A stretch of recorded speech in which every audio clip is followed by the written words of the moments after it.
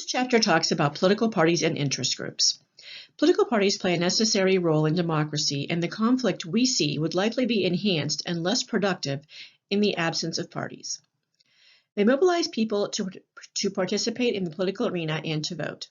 They convey information about what policies candidates support, and they are broader than interest groups, which generally seek narrow policy objectives.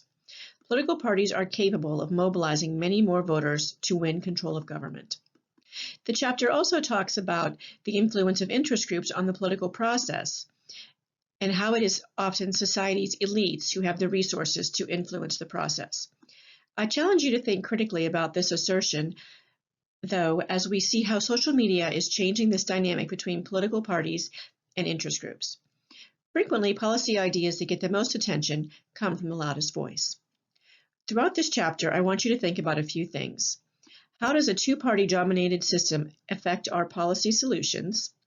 Can and do third parties have any influence? How can narrowly focused interest groups persuade government to do what they want? And interest groups are not always able to convince or influence one individual member of Congress. But interest groups do and can take advantage of elections and try to defeat members of Congress, not favorable to their cause. I also want you to think about how well-organized, highly motivated groups can influence government in ways that go against broad public opinion.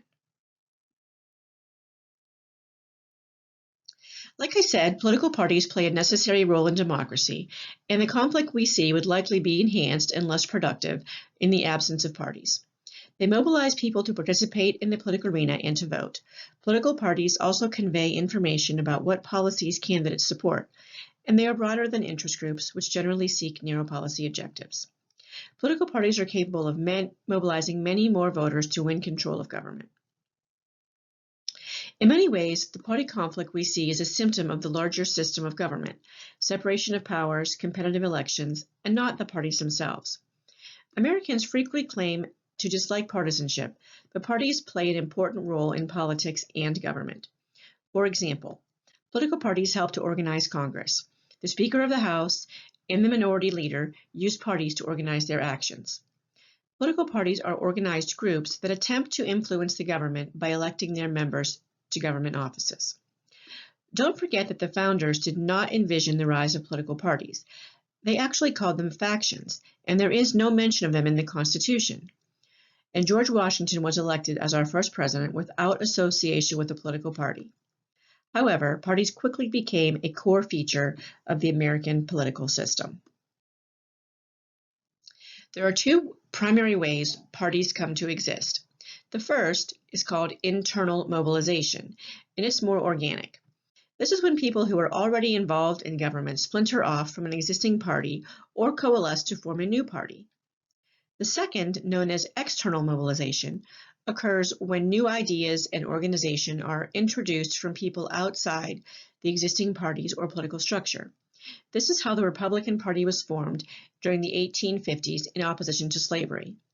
In both cases, at least in democracies, the mass public must buy in order for parties to form. Of course, we all know that America's two major political parties are the Democratic Party and the Republican Party, both of which go back 150 years and have evolved over time. Since they were created, both parties have experienced major shifts in their policy positions and in their membership. We'll talk more about this evolution later in the chapter. So what are political parties? Parties are groups who organize to win offices. Parties are ubiquitous in democracies with strong legislatures. Parties organize political conflict. Parties are complex political organizations. Parties can be distinguished from interest groups in that they seek to hold offices and win elections in order to influence policy, not just influence policy from outside government. They seek to control the entire government by electing their members to office and thereby controlling the government. Interest groups, by comparison, don't control the operation of government and its personnel, but rather try to influence government policies through lobbying. The Constitution Party is a lot like the Republican Party, only much more conservative. The Green Party is leftist and environmentalist, and one of the two largest third parties in the U.S. The Libertarian is America's largest third party. They believe in total individual liberty, pro-drug legislation, or pro-drug legalization. They're pro-choice, they're pro-gay marriage, they're pro-gun, they're pro-homeschooling, and total economic freedom, anti-welfare, anti-government regulation. They believe in more freedom, less government, and lower taxes. The Tea Party does not have a single uniform agenda. The decentralized character of the Tea Party, with its lack of formal structure of hierarchy, allows each autonomous group to set its own priorities and goals. Goals may conflict, and priorities will often differ between groups. They are primarily known for advocating a reduction in the U.S. national debt and federal budget deficit by reducing U.S. government spending and taxes. The Communist Party of the USA states that they are a struggle for the unity of the working class against all forms of national oppression, national chauvinism, discrimination, and segregation. They are against all racist ideologies and practices. They are against all manifestations of male supremacy and discrimination against women. They are against homophobia and all manifestations of discrimination against gays, lesbians, bisexuals, and transgender people. Political parties are not mentioned in the Constitution. However, many of the rules that govern political parties have been created by party members themselves.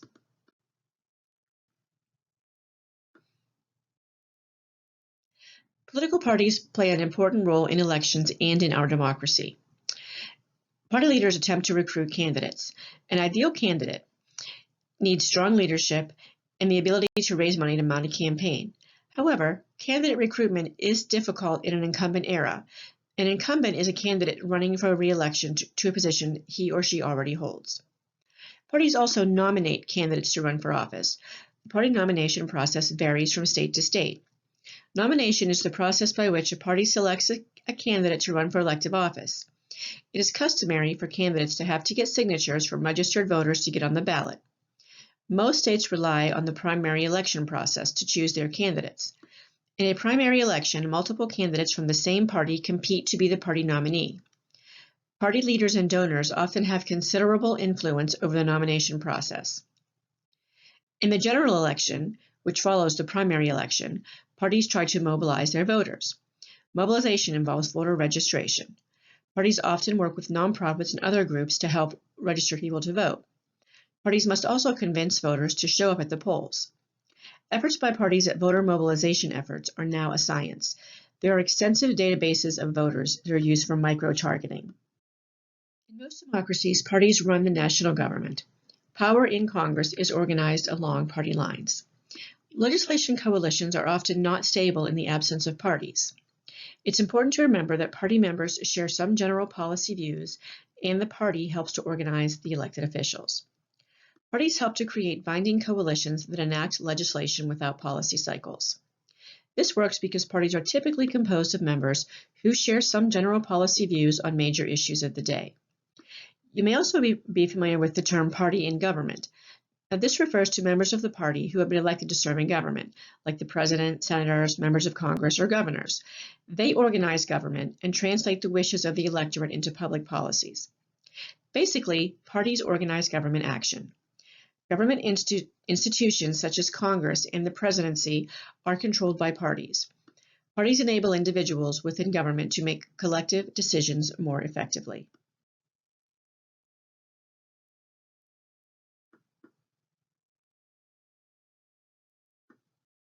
Historians refer to the set of parties that are important at any given time as a party system.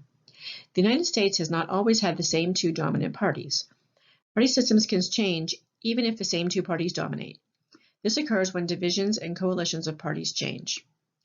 The history of political parties in the U.S. is dominated by ambitious politicians who have shaped their parties in order to achieve their goals, which are getting elected to office and therefore running the government.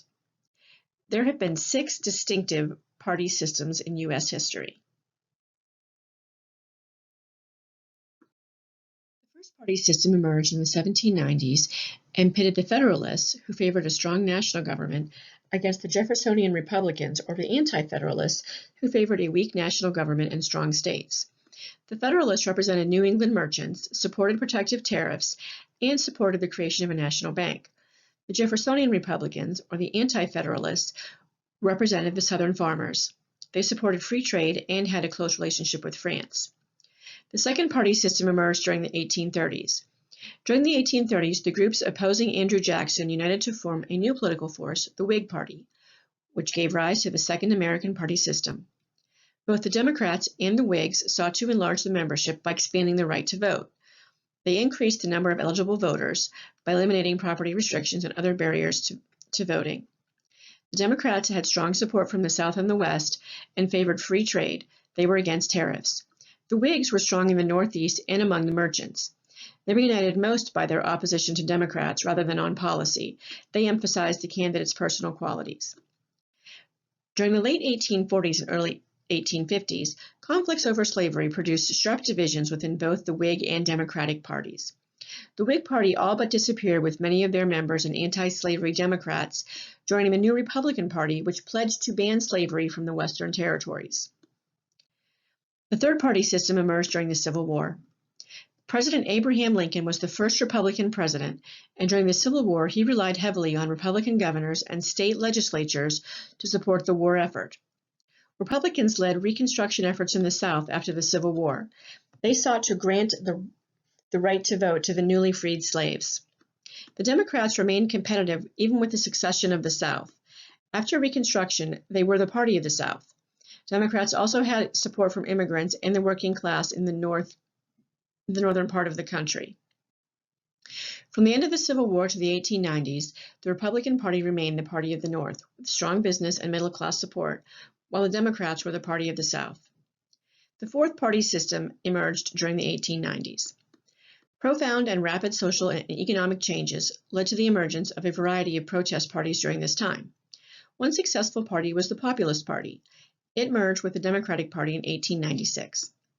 Republicans had strong support from business, favored low taxes, and were popular in the northern and midwestern states. Democrats merged with the Populist Party, which was strong in the South and West, and they had support from small farmers and mining interests. At this time, they were led by William Jennings Bryan. With the election of William McKinley in 1896, the Republican Party was the nation's majority party and dominated national politics for more than 3 decades by carrying 7 of the 9 presidential elections and controlling both houses of Congress in 15 of 18 contests. The Republican Party was pro-business, advocated for low taxes, high tariffs on imports, and minimum government regulation. The fifth party system emerged during the 1930s. Soon after Republican Herbert Hoover won the presidency in 1928, the economy collapsed, followed by the Great Depression. From the perspectives of many Americans, Hoover did not do enough to help everyday Americans and thus paved the way for the election of Franklin Delano Roosevelt and his New Deal philosophy. Even the relatively conservative presidency of Dwight D. Eisenhower in the 1950s left the main New Deal programs intact. The Republicans were in the White House when the Great Depression began, and the Democrats, who were led by Franklin D. Roosevelt under the promise of a New Deal, favored a larger role for national government to combat the Depression. They became the party of Southern farmers, union workers, intellectuals, Jews, Catholics, and African Americans. The New Deal coalition was severely strained during the 1960s by conflicts over civil rights and the Vietnam War. The struggle over civil rights divided Northern Democrats, who supported the civil rights cause, from white Southern Democrats, who defended their system of racial segregation. These disagreements provided an opportunity for Republicans to return to power in 1968. The sixth party system emerged during the 1960s and is considered by most to be the contemporary American party system. The Republican Party continued to widen its appeal in the second half of the 20th century. During the leadership of President Ronald Reagan, Republicans added 2 important groups: religious conservatives and working class white people. Working class white people liked Reagan's approach to foreign policy and his opposition to affirmative action. Republicans won over the support of white Southerners during this time with Nixon's Southern strategy. Democrats retained the support of racial minorities, union workers, and upper middle class professionals. While Republicans were building a political base around economic and social conservatives and white Southerners, Democrats appealed to Americans concerned with inequality, abortion rights, gay rights, women's rights, the environment, and other progressive causes. In 2008, Democrats won the presidency and maintained control of Congress for the first time since 1995, with the election of Barack Obama. Democrats lost control of the House in 2010 and the Senate in 2014, and in 2016 the Republicans retained both the House and the Senate, and Donald Trump was elected president. The Democrats retained control of the House in 2018, and our bitter partisan American political landscape does not seem to be changing for the better anytime soon. And as you know, Joe Biden was elected in 2020, and we continue to have bitter partisanship between our parties.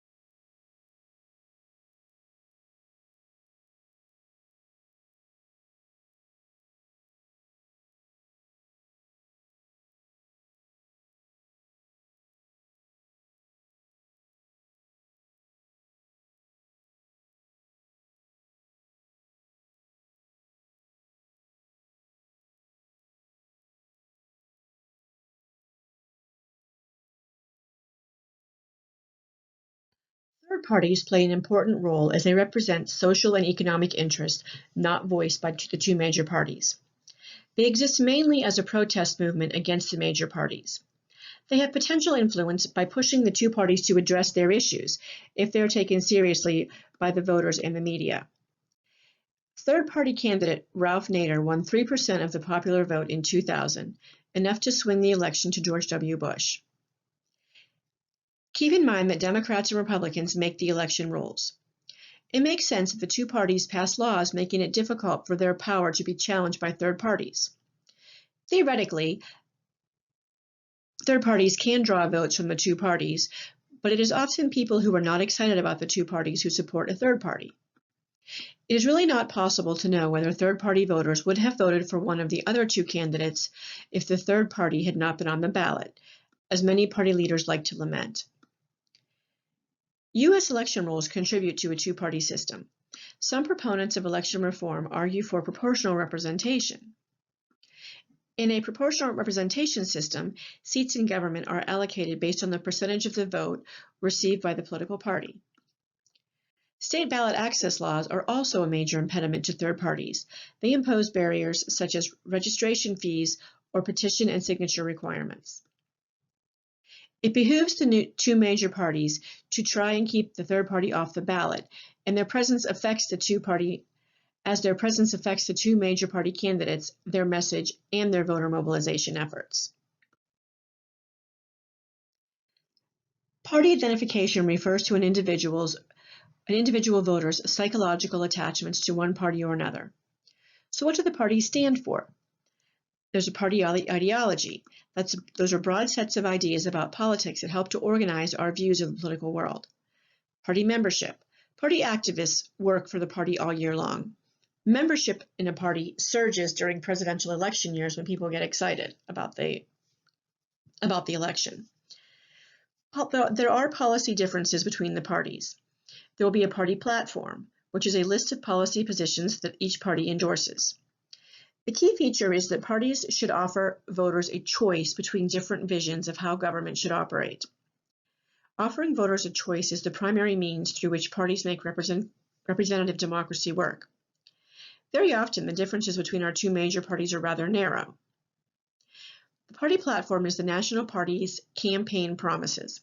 Usually only made in a presidential election year, it can be found on the national party websites.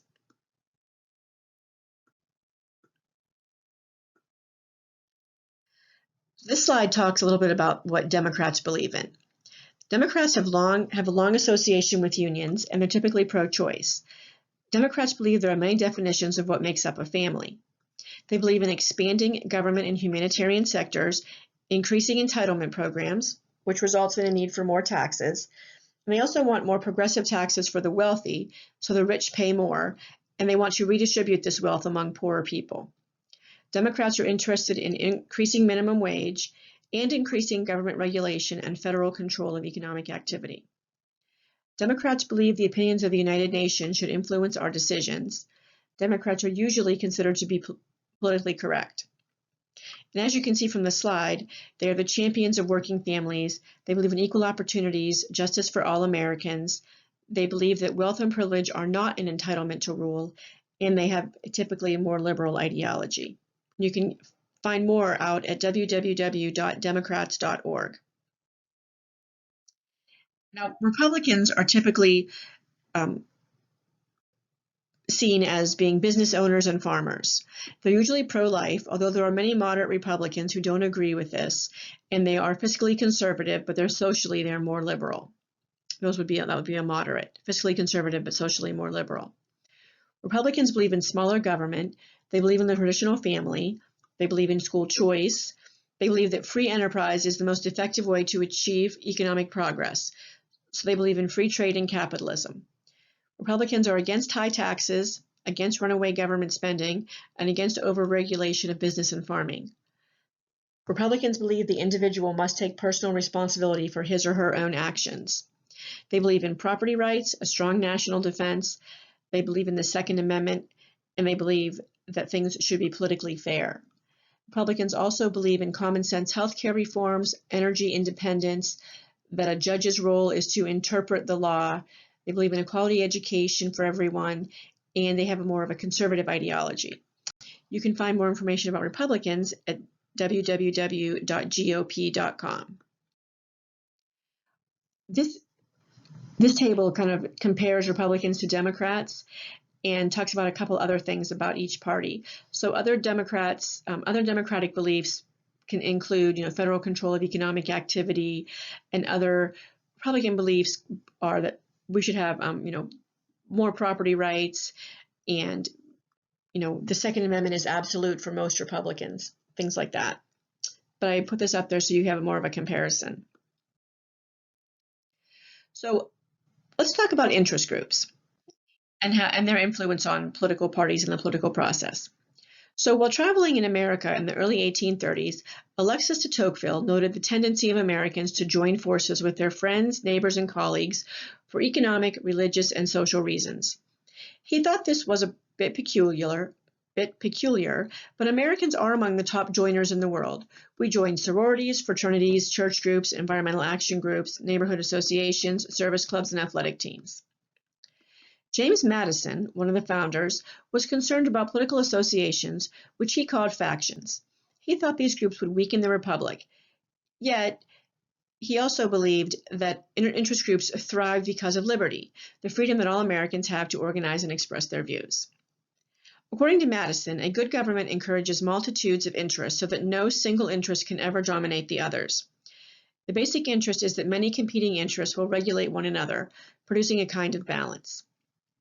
Madison's principle is known as pluralism, the theory that all interests are, and should be, free to compete for influence in government. This results in compromise and moderation. Modern political scientists call these groups interest groups, and many political scientists now believe that interest groups play an important role in democracy by ensuring that the views of organized interests are heard in the governing process. Interest groups became a real force in the beginning of the 20th century when political reformers opened up the political process to the people, weakening party strength and increasing interest groups.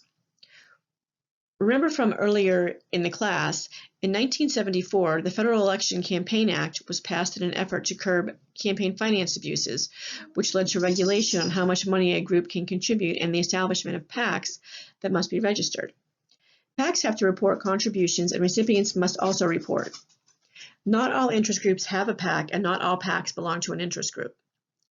An interest group is a group of individuals who organize to influence the government's programs and policies. It includes membership organizations composed of average citizens, businesses, corporations, unions, universities, and other institutions. Individuals form groups in order to increase the chance that their views will be heard and their interests treated favorably by the government. Interest groups are different from political parties as they tend to focus on the politics of government. They want to influence those who are in government, elected officials and their staff, and members of the bureaucracy. Political parties focus on getting people elected to hold office. Thus, they focus on the personnel of government. So an interest group is any group other than a political party that is organized to influence government. Lobbying is how interest groups attempt to influence public officials by speaking to them directly or by pressuring them through their constituents. They meet with staff members, they meet with members of Congress, and they contact their own members to reach out to their own members of Congress. They call local offices, they show up at town hall meetings, and they protest outside of local government offices. There are a wide variety of interest groups with a host of different agendas. Some seek economic objectives and others seek non-economic objectives. This slide is from another textbook that I have used in the past. The data may be a little bit out of date, but you can get an idea of how the groups are represented. Typically, these percentages don't change that much. You can see there are types of interest groups with examples. Corporate groups include AT&T and Boeing. Labor groups would be the AFL-CIO or the Teamsters. Professional associations would be something like the American Bar Association.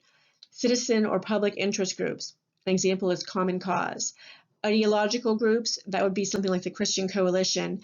And public sector groups would be the National League of Cities, which is an organization that represents the interests of larger metropolitan areas.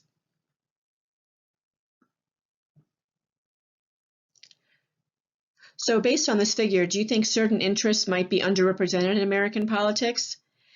You can see that some have much less membership than others. Social welfare groups and identity groups look underrepresented. Groups representing the interests of kids pie. It's important to recognize that some of the groups that are not represented by the vast number of interest groups are because they just aren't unable to organize themselves. The book talks about how difficult it is to characterize unrepresented interests because they are not organized and are not able to present to governments their identity and demands.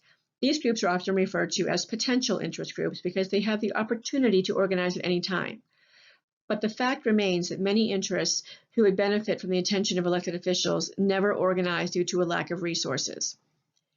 Two groups that have not organized in a way to make a dramatic impact are the homeless and the poor. Both groups have shared interests in policy outcomes, such as job programs and affordable housing, but they lack the organization that is needed to push for government policy to address these concerns. Critics often contend that interest group politics is heavily skewed in favor of corporate, business, and upper-class groups, leaving those with lower socioeconomic status less able to participate in and influence politics. The result of the tendency for people in a higher socioeconomic class, and thus with more resources, joining interest groups is a strong class bias, since the majority of interest group members are from the middle and upper classes. But you should also recognize that many interest groups do represent working or lower class people, like labor organizations and welfare rights organizations. That's why it's important to consider that if interest groups have too much power in our political system, democracy will be unequal and many important issues will be ignored. Unlike political parties, one cannot simply join an interest group or become a member by sharing their worldview or political outlook. Instead, one must pay dues to join an interest group. However, benefits may accrue to non-members in the form of collective goods that can be had without joining. This is known as the free rider problem. When a collective good is involved, many get to benefit from the work of the group without making a contribution. For example, we all benefit from groups who clean up litter from the side of the highway because they are concerned about the environment.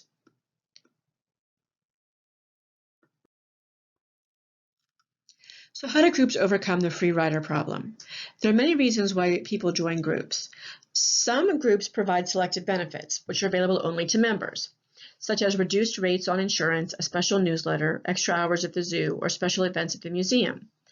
There are also purposive benefits, or the satisfaction from being a part of a cause or in being able to express your ideas through membership, such as joining the Humane Society because you want to help rescue dogs.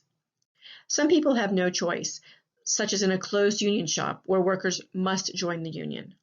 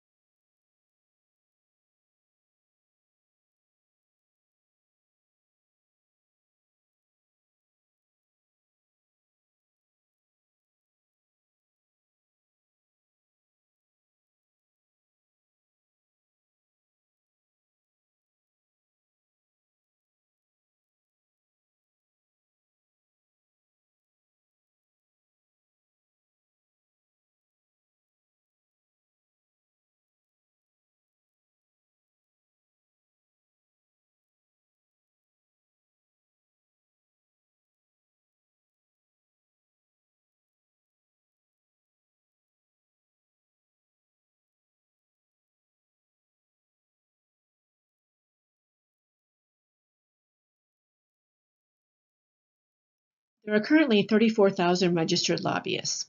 One reason that interest groups seek members is because lobbying costs money.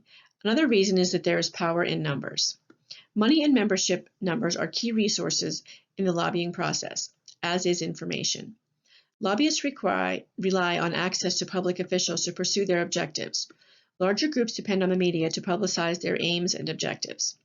It's important to note that legislators tend to grant more access to two types of groups: groups that represent their constituents and groups that contribute to their campaigns. If a group can claim it represents the member's constituents, or at least shares the opinions of the legislator's constituents, and if the group directly helps get the member elected by giving money to the campaign, the legislator is much more likely to listen. If there are a lot of voters in the district that belong to that interest group, it is much more likely for the member of Congress to pay attention to their issues.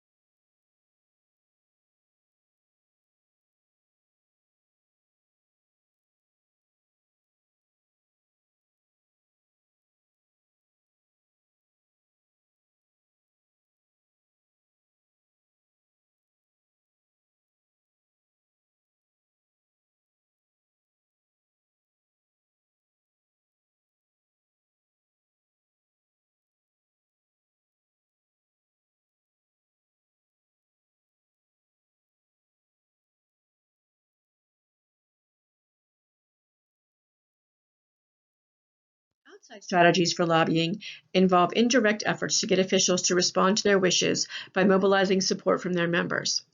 Activities include contacting the press, mobilizing grassroots members, publicizing legislative voting, advertising and engaging in public relations efforts, endorsing candidates, sometimes engaging in protests or demonstrations. Outside strategies rely on the resources of their members and the media. The purpose is to get officials to take notice of an issue. Although interest groups widely employ the outside strategies of contacting the press and mobilizing grassroots members, for the most part, lobbying is an inside game based upon relationships. Political science research has also shown that donations from PACs associated with interest groups do not buy votes. Donations just help the lobbyists get access to the elected officials they are trying to influence. I can't stress enough how interest group success depends on the resources the group brings to the project of influencing government. And not all interest groups are created equal. Some have more money, some have more members, some have better information, and some have an easier policy agenda to sell. More money equals more knowledgeable staff. And incumbents of both parties get most of the money. The majority party and the committee chairs get the most of the money. It's important to note that contributions buy access, not votes. Much research has been done on the concept of vote buying, and the results are mixed. Studies show that an influence of campaign contributions is strongest in committees where votes are drafted. But once it goes to the floor, there is no consistent link between campaign contributions and regular member roll call voting. The conclusion is that contributions influence the process of creating the legislation and defining the policy alternatives. They are very important in determining how the members will vote.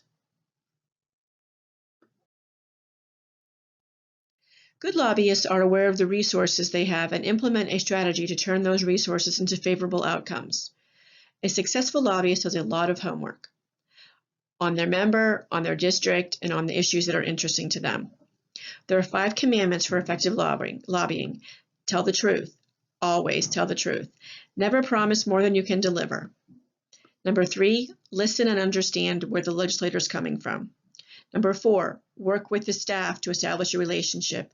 And number 5, spring no surprises.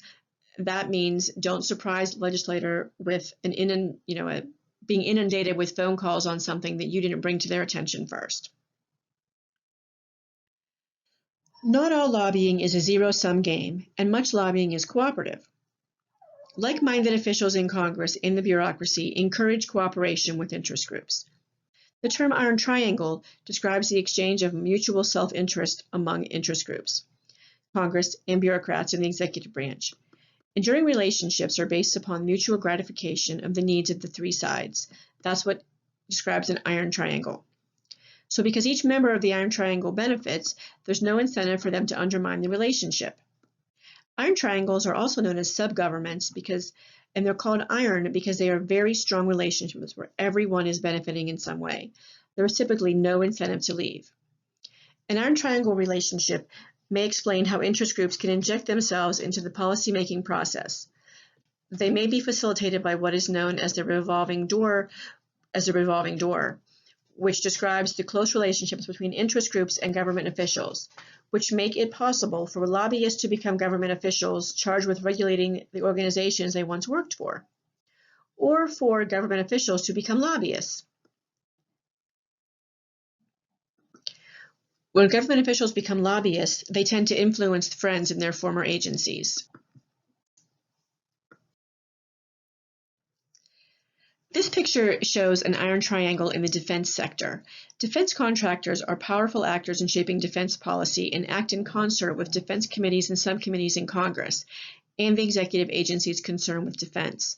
So you can see from this example all of the different organizations that are involved in the iron triangle relationship. It's not just one, and one. There's many different people involved at each point on the triangle.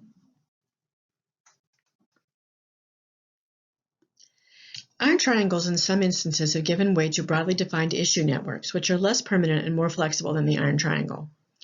There are more players in an issue network, and you may have interest groups with competing interests that gain access to the system. Issue networks have emerged as the problems that government faces become more complex and smaller triangles become larger webs. The rise in the variety of interest groups also played a part in facilitating issue networks.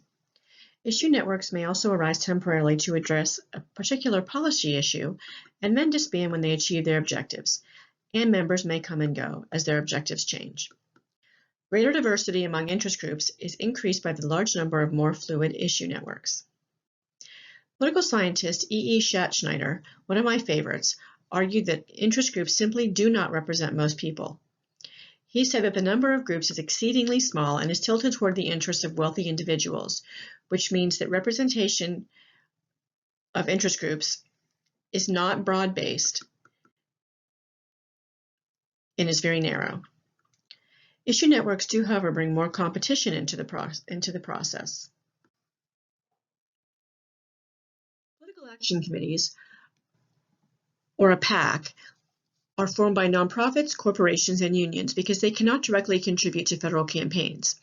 Like I said previously, in order to contribute, they can form a PAC, which must account for all of its donations that it receives, from whom they get them, and for how the money is spent. It makes accounting easier and also provides accountability. Interest groups seek to use the electoral process to elect sympathetic legislators in the first place, and then to ensure that those legislators who are elected will agree to speak with them on important issues. I take issue with with the negative characterization of this process. The amount that a PAC can contribute to a federal candidate is so small, at $5,000, it is highly unlikely that there is a debt of gratitude going on. What is actually going on is that PACs make contributions to elected officials so that they can get to know them at fundraising events or over coffee, so that when their issues are being considered, the lobbyist has access to a relationship with that elected official. Contributions help to guarantee that important access to lawmakers exists. PACs are now forming in new ways, that is, not formally as PACs. Since the Citizens United ruling, it is worth noting that interest groups also seek to influence state policy elections, and they initiate the entire issue campaign. We can see many examples of group versus group by evaluating campaign spending reports. You can check followthemoney.org or the Sunlight Foundation if you're interested in knowing more about political action committee money that has been used on any number of state initiatives across the United States. Some final thoughts on interest groups. Paul Wellstone, who was a member of the U.S. Senate in Minnesota from 1991 until 2002 when he was killed in a plane crash, he said, "The people of this country, not special interest big money, should be the source of all political power." There is considerable competition among organized groups in the United States. Although the weak and poor do occasionally become organized to assert their rights, interest group politics is generally a form of political competition best suited to the wealthy and the powerful, suggesting that in the realm of group politics, liberty seems inconsistent with equality. Politicians pay attention to interest groups because they know that interest groups can affect the outcome of an election. Without the electoral connection, an interest group will have little influence on legislatures and executives. The electoral connection and the targeting of legislators who have voted to expand government is how the Tea Party has remained somewhat viable despite its lack of organization. Americans are not terribly uncomfortable with the idea that interest groups with large memberships should have more power, because more membership should translate into more votes. Democracy is usually about getting the most votes in order to win. Problems arise when groups with more resources have an advantage over those with less, and we only hear one side of the story, and we only consider one set of solutions. Group politics works more to the advantage of some types of interest than others. The more compelling your story is, the more attention you get from the media, the more money you're likely to get, and the more attention you're likely to get from Congress. Although groups sometimes organize to promote broad public concerns, interest groups more often represent relatively narrow, selfish interests.